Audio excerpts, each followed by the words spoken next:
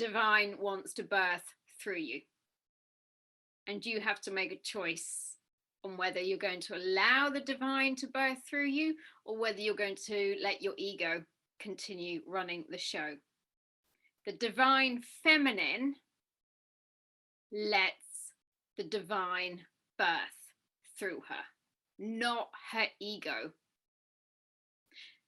And this is the journey we're on because we've been conditioned to birth, create through our ego, through our masculine energy, through the push, the striving, I should be doing something, I take charge, I take control.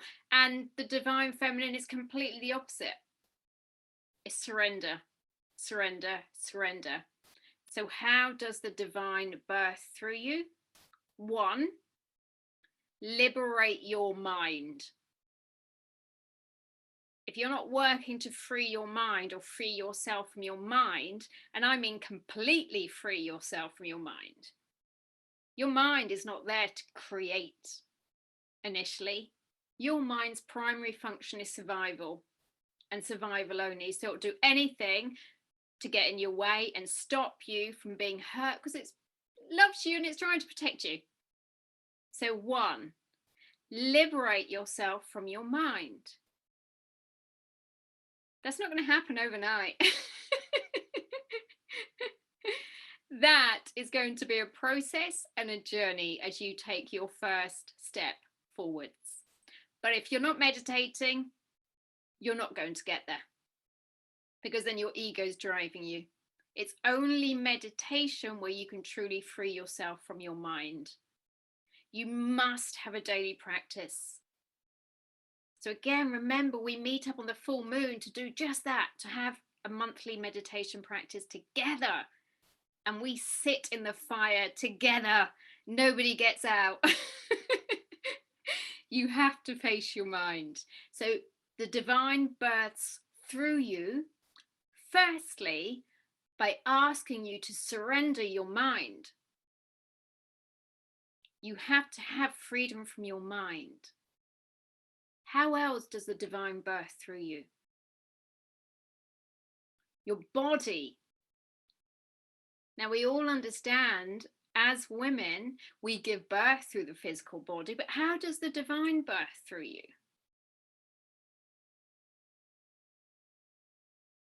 Through your physical body. The divine births through your physical body. We have creation because the divine births and pulls out all the blocks. So when you feel anger or rage or fear or terror or sadness, that's a wave of creativity. So you have to be present and allow the waves, because each time you feel any of those emotions, God is creating through you. Whereas we are conditioned to believe if I feel an emotion or a feeling, something's going wrong. No, no, that's where we've gone off track and why we create disease, because we think something's going wrong here. Oh my God, I should be in fear. I should suppress, I contract, I don't allow God through me. We have to relearn that. Nothing's going wrong when you feel an emotion. The more God is going to be able to use you, the more you're going to be able to sit with rage, fire, anger, with no judgment.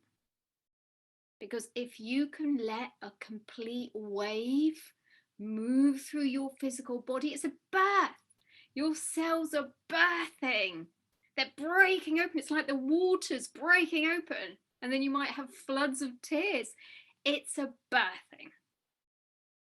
So 1, liberate yourself from your mind so that the divine can come in. So source can come in and flow through you into your physical body and give birth. Now that is a process. You give birth and then you have a creation. You attract something into your life. You might feel a huge wave of anger or rage or sadness, and you might want to contract, but open. Allow. If you allow that anger, if you allow that fear, allow that emotion, it's a contraction, and the contraction leads to an expansion, and then you'll attract the person or the teacher or the synchronicity that's going to guide you to your next step, and then you'll have another birth. So the divine feminine understands the process through which the divine uses her physical body as a vehicle for transformation and manifestation of the highest kind. So you have to have practices where you connect to your physical body. That's a must. So the two musts so far. You've got to be meditating. You need, yes, exactly, Jen. You have to free yourself from all the clutter, the garbage in here.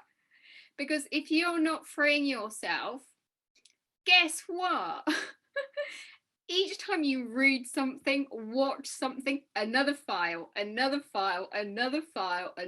you're going to be totally blocked and in the dark, and the source and God can't get through to you. You won't be able to hear the signals. You won't be able to hear the messages.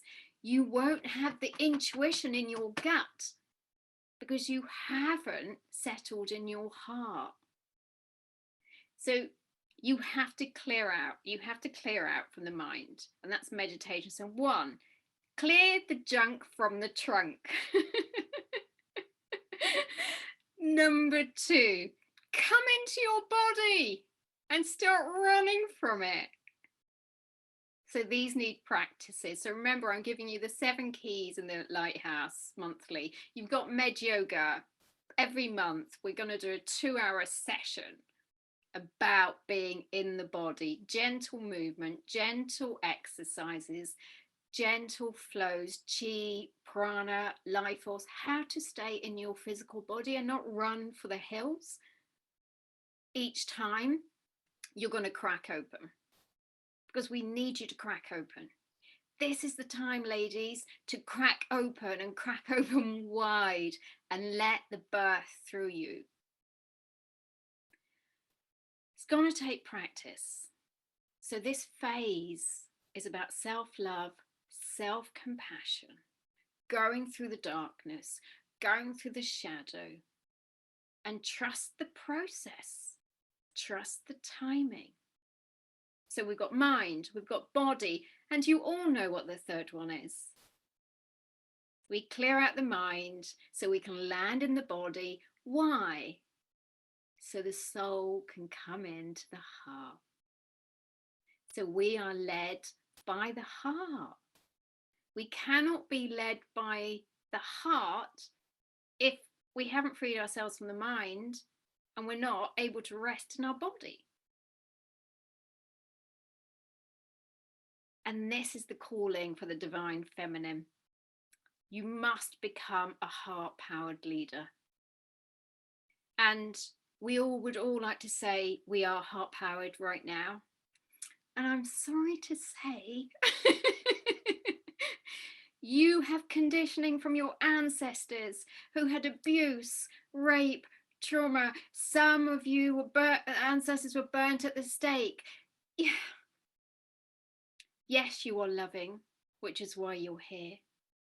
But your heart is not operating at its full capacity because there's wounds and pains. And for you, you must have chosen this time because you're an old soul who knew the only way out of the mess of society right now, which over the next decade is going to get far worse than anything we've seen. You needed to incarnate and change this world to operate from the heart. And the only way you're going to do that is by having the strength, the resilience, the presence power, the consciousness to land in your heart. And that is going to be a crazy roller coaster ride, because that's where you're going to face everything from your ancestral line and the consciousness around the planet that has blocked love. And the divine is going to use you for that mission. Can you align mind, body, soul so that I can use you to move anything that's not of love through you? And you hold it with love and compassion and forgiveness. And no, it's not you. You are the space through which it moves through. That's mastery. And you guys are the leaders for that. And that is how the divine is going to birth through you. So we have inside out creation. So you do not need to be worrying as you're taught about what program should I be creating? What do I need to plan? The nitty gritty.